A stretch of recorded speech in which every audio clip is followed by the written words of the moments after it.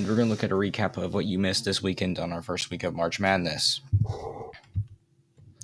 Alrighty, into the East of bracket, we had some very interesting results here. As well, first off, we had UConn beating Stetson, which was not expected, and Northwestern winning, San Diego State winning. But the one most shocking one was probably Auburn getting beat by Yale.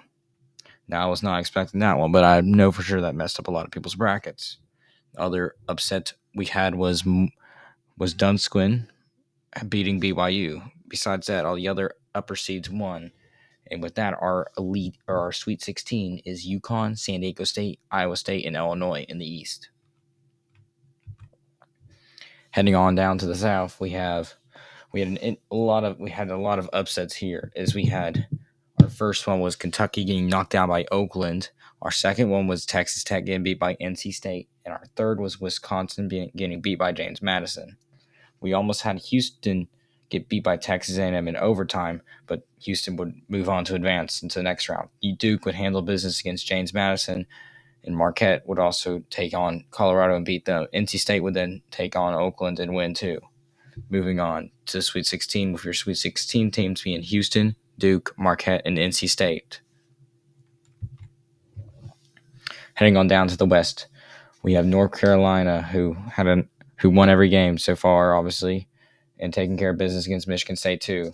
And for St. Mary's, they got upset by Grand Canyon in a close one with Grand Canyon, Alabama. However, Alabama would pull away at the last minute to end up winning by about 10 points. Then over number 2 seed Arizona would handle business taking on Dayton in a Dayton Nevada game. Nevada would have like a 20-point lead, but Dayton would come back and end up winning after Nevada lost it. Baylor would beat Colgate. Clemson would beat New Mexico. Clemson, however, would handle Baylor, having an average lead of about 10 points until the very end. Baylor almost made a comeback, but Clemson would pull away for the win. So of our 4 teams here would be North Carolina, Alabama, Arizona, and Clemson join us for the Sweet 16. Heading on down to the Midwest, Purdue would win here and beat Utah State too, who beat TCU.